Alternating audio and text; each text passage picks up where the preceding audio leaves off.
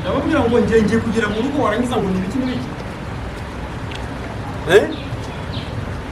utambira ngo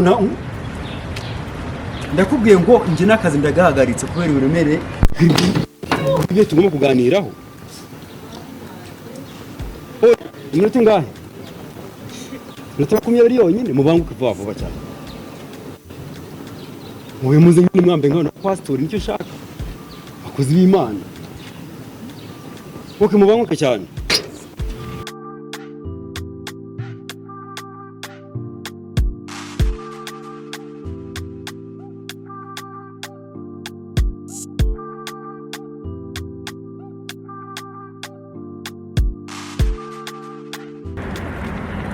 Pastor amakuru ni meza cyane hagati wambaye neza kwambara neza se ariko reka nkubwire ku cyumweru wabwirije neza njya mu mwuka ndazamuka nongera ndazamuka numva ubushakarira buramfashe numva izo zamuka ziramfashe buriya rero gato nkubwire mu badiyakoni bose mfite niwe mudiyakoni uhari nemera rwose urakoze Rovi abandi badiyakoni rwose ewa senzi kabisa amavuta yuri nayo cyane rwose rero naringiye hano imbere gatoya ubu bishop araduhamagaye ngo hari inama nanjye yo niyo mpamvu ndimo kukubwira basi se ushobora kuntumikira ukantoreza ubutumwa rero reka nkubwire tugiye kugenda twicare ibintu tuganira byanze bikunze turaza bikemuke rwose bikemuke ariko rero nawe muri cya gicisho cyawe ubona nkunda nyine ukabona nafashijwe nazamutse ugomba kongeramo umunyu nyine n'isukari n'ibishaka uzashyiramo n'urusenda bizamuka abakristo barakwemera we Roviyu barakwemera cyane oya wikwivuna ejo bundi mvuye kanyarira amavuta yose ndina uzaba ureba kanyarira none uzakoresha uburyo badutumira na Kadeshi tugeyo uzaba undeba ku cyumweru koko hashye komera reka ngende turabineza byanze unumikire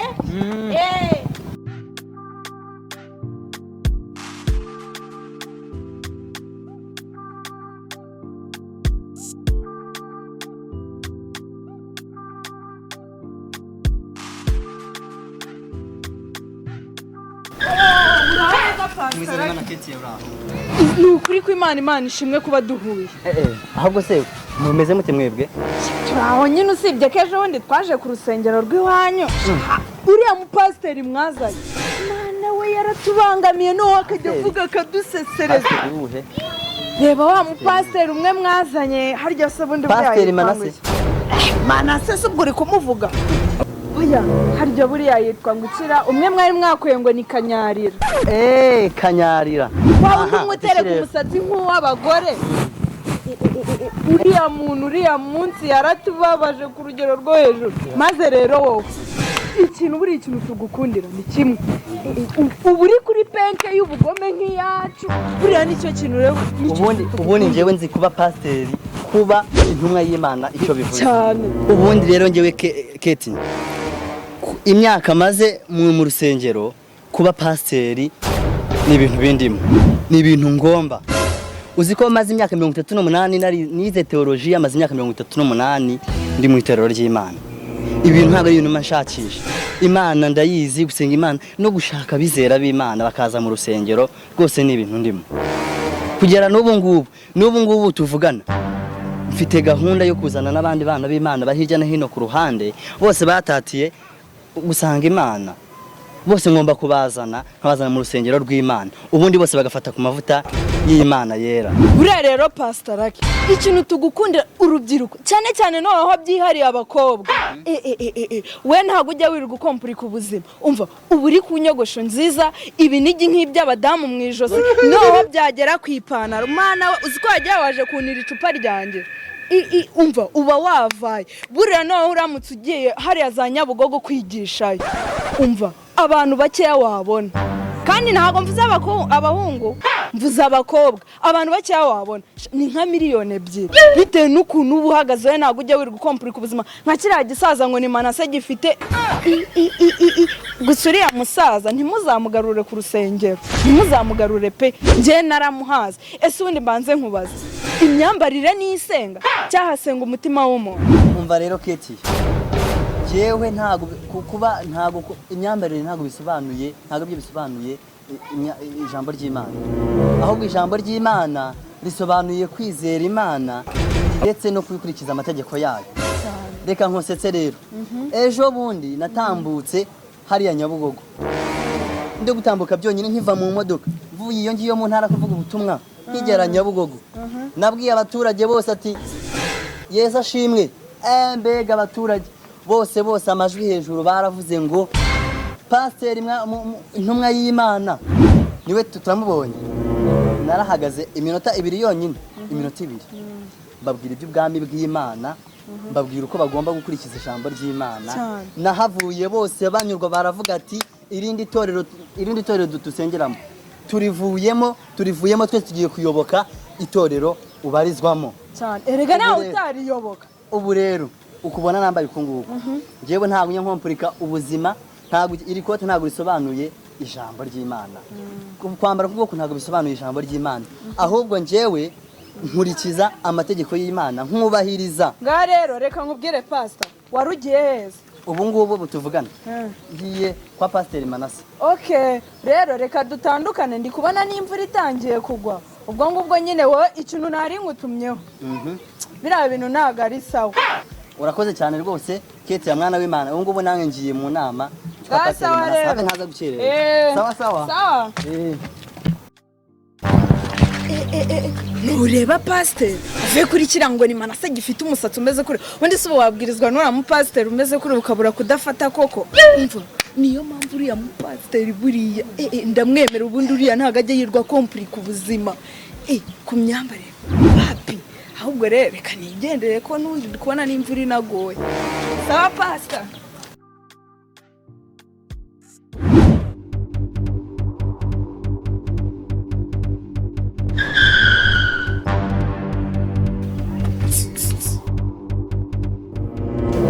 Umva tuvugane. Amakuru ni meza ko se kumamagara ubona twakererewe, urabona waretse tukinjira ibindi. Ego gorogo twakerewe iki? Ndetse ntabwo uzi ko hari inama. Ariko se iyi nama ni gute ubundi mu kwezi kumwe habamo inama 25?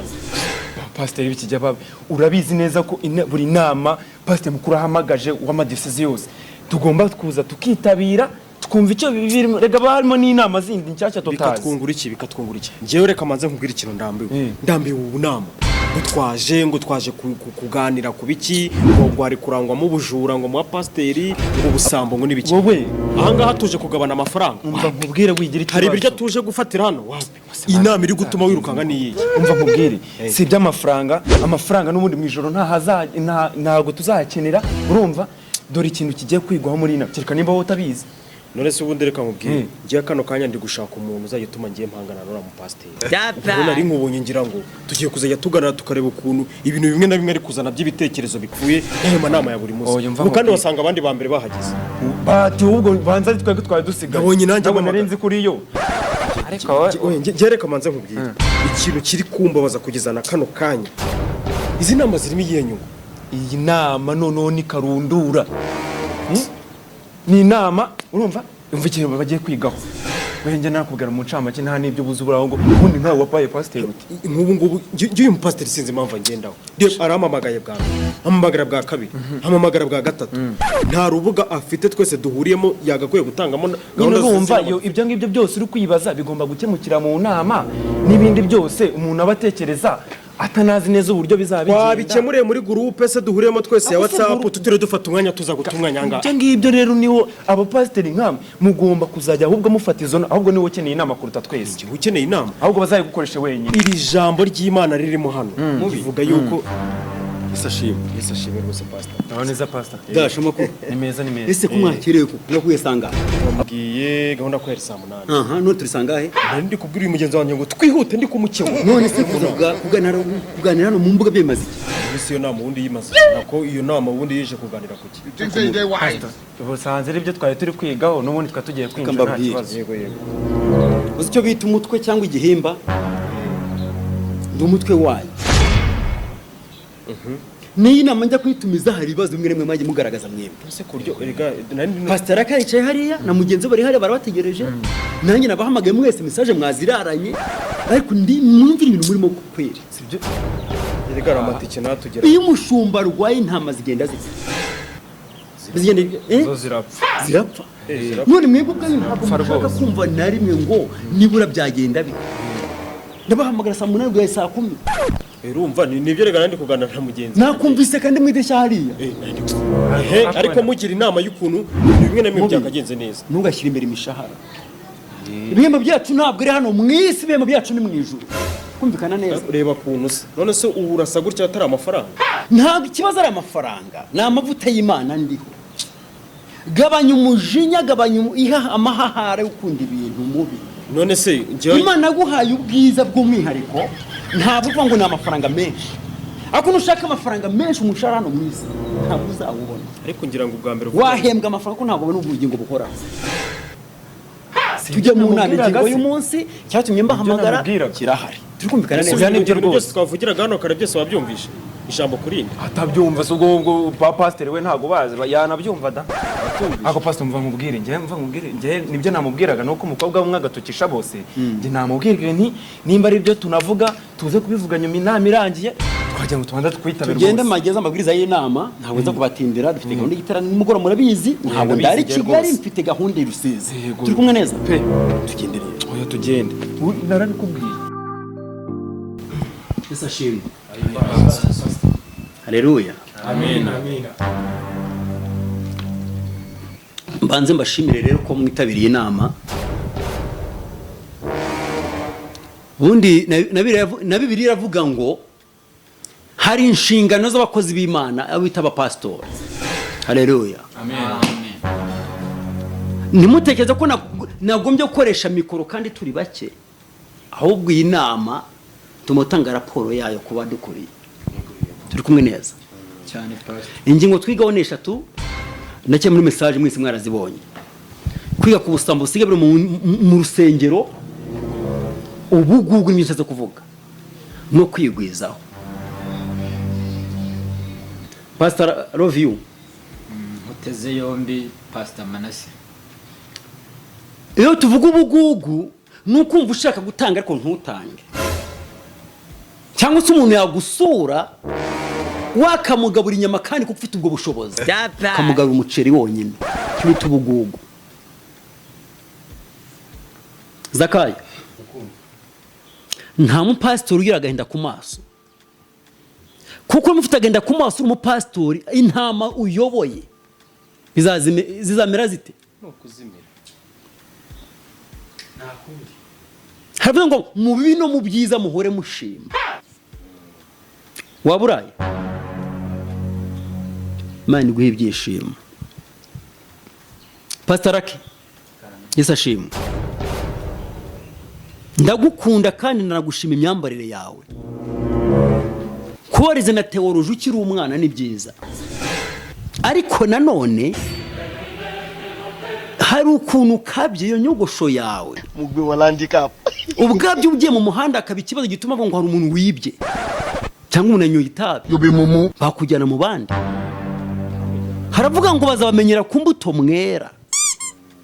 wajya gusona kuri umupasitori baduhamagara twebwe ngo tuze tukuvuganire ariko wagezeyo turi kumwe neza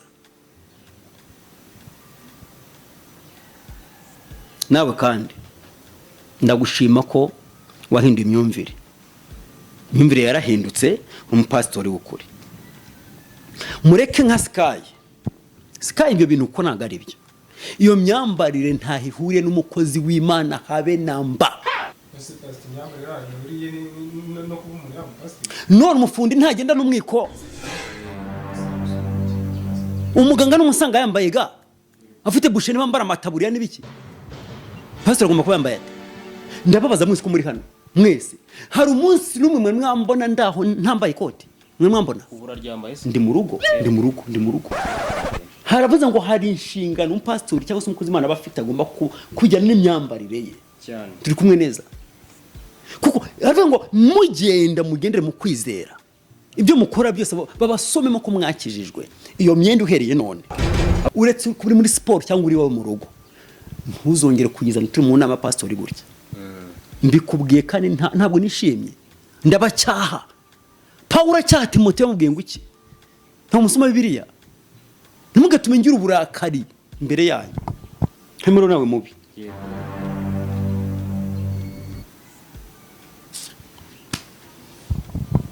ariko rwose umwana w'Imana ndabyemera uriwe nta kintu wagaya hano kabisa. Okay nta kibazo ubu uyu munsi nshobora no guhitamo umuntu uza kuzanyinjiriza igihe ntari mugezaho raporo tujya tumutekereza kandi nta no kujya kurengera ngo nimusenge cyane umwuka azatwereka zaba ari uwo nguwo umwuka azatwereka iyo ngingo reka tuyireke buri wese agenda asenge mujye mu byumba byanyu musenge muvuga muti dukeneye umwungiriza wa Manase turi kumwe neza. Hanyuma rero ingingo nyamukuru ituranije uyu munsi nuguhindura amaparuwasi abapasitori munsi w'indura amaparuwasi wari uri hano arajya hariya uri hariya araza hano gutyo twese bagiye kuduhindura ni ukubahindura kugira ngo umurimo w'Imana utere imbere cyo nakeka kibashimishije. Pastor ngenda shaka ijambo rimeze rite ko pastor ndakumva kira murakoze cyane ibyo bintu muzanye ngo byo guhindura insengero koko ngo byo kutugurana tukagenda twimuka tuva hamwe tujya ahandi kuko wabonye hari umuntu uhindura ikipe itsinda sinzi impamvu ari ku rusengero rwanjye nkeka ko rumeze neza cyane rwose ibintu rero byo kuvuga ngo mutwimure ubundi muri biri ahantu havuga ngo ni njyewe nzaza kwikorera umurimo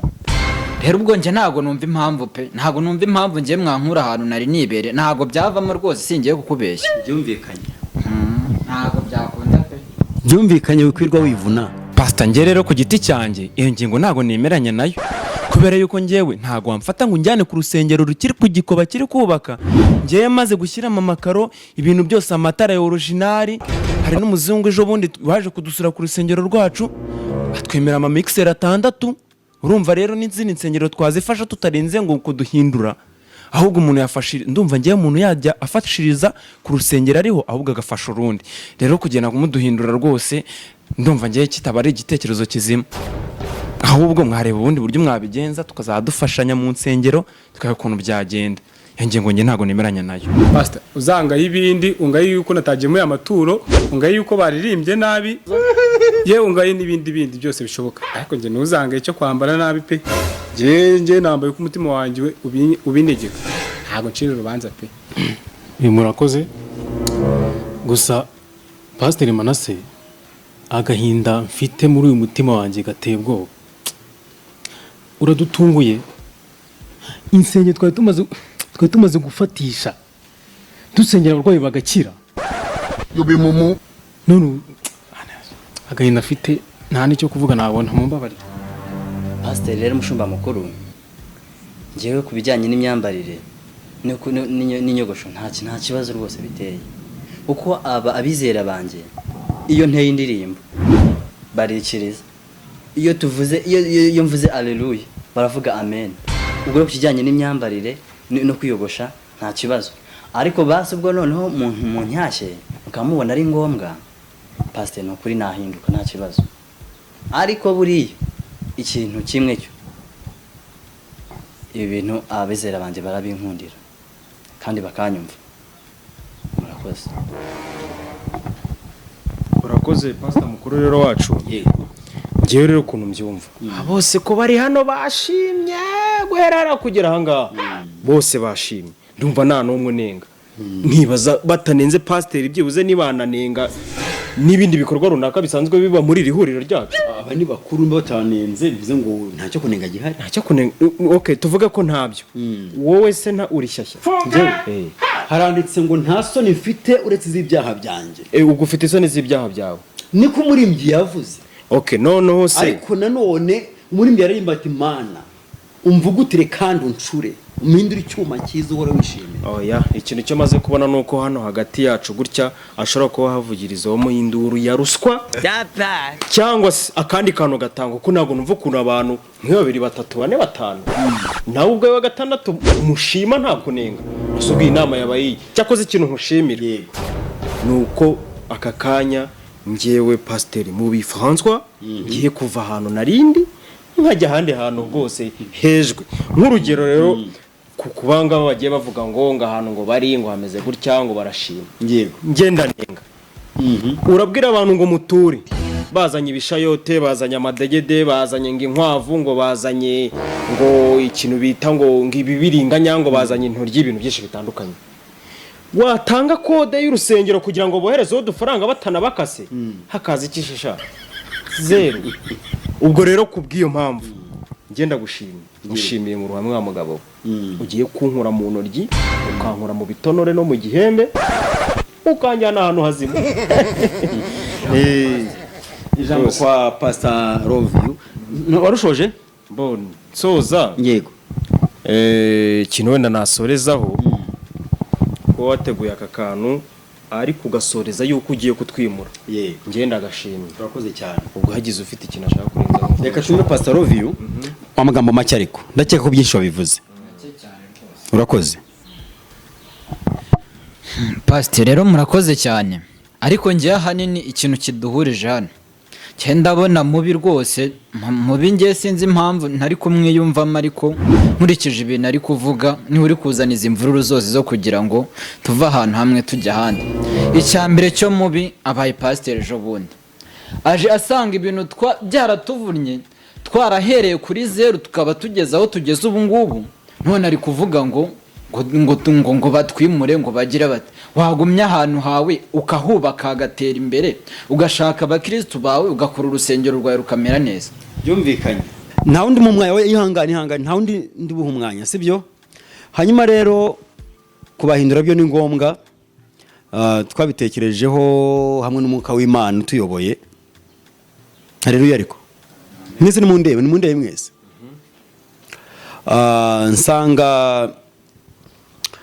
Pastor Aki nkujyana muri paruwase yayoborwaga na Pastor Sky mujye kugurana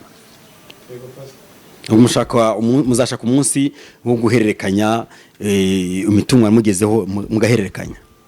Pastor Aki urajya kwa Sky azazi wawe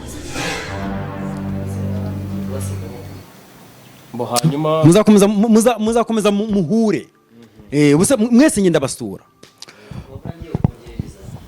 byihorere hanyuma rero turakomeza mfata Zakayo agiye kugenda akora umurimo w'Imana n'imbaraga cyane araza kugurana cyangwa se arasimbura arabisikana na Pastor Roviu nta kindi murenzaho nta muntu wemerewe kubura iyi ntama igiye mu gihuru uri umushumba mwiza uyikurikiranayo ntabwo uyireka ngo ifatwe n'imifatango cyangwa se ngiribwe n'impyisi n'ibirura Pastor Zakayo na Pastor Roviu murabisikana umwe arava hamwe ndajya ahandi hanyuma kubwo ubushishozi bwacu twaje gusanga Pastor Dash yego twaje usanga Pastor Dash hanyuma rero mu buryo bwo gushishoza neza no gushimangira umurimo w'Imana haleluya haranditse ngo izicumbagira mu zisindagize bivuze ngo abanyembaraga nibafata abanyantege nke tugirane mu ijuru amahoro haleluya Pastor Dash hariya warurura hava uhasige mwarimu warukungirije ugiye kuza ku cyicaro aho nsanzwe nyobora kubera ko hari biri gukurikiranwaho wowe hanyuma rero Pastor Dash nkuko nari mbivuze wowe uzagumukurikirana muri ku cyicaro ku rusengero wayoboraga mwarimu ukungirije zahasigara hanyuma rero muri ko gukomeza gushishoza turibye ku bushobozi bwa Pastor Mubi François yego ukuntu agiye gutangira ahantu hatari haboneka n'ikibanza ukakigura ukagisiza n'amaboko y'abakristo uyoboye gusa nta nkunga musabye paruwase yindi mukaba mugeze kuri rwego kuba muteye utunda amabuye twabitekereje turavuga tuti Mubi François afite imbaraga zo kuhita ntabwo twagira dutya ngo tumukure ahantu n'amaze gufata ritime yaho azi kwihanganira imvura akihanganira izuba akihanganira amaturo makeya uraguma hari iwawe uhazamure mu gihe abandi bo tubajyanye kandi Imana iguha umugisha. Imana izima umugisha w'iki yuko wakoze nakoze iki se njye ni icyo nakoze ko wumva nkwiye kuba bankura hamwe bakanjyana ahandi none ngiye ngumyaho ndi nkaho wagira ngo ngende amabuye niwe naryo baripakiza imodoka bakarijyana njyewe reka nkubwire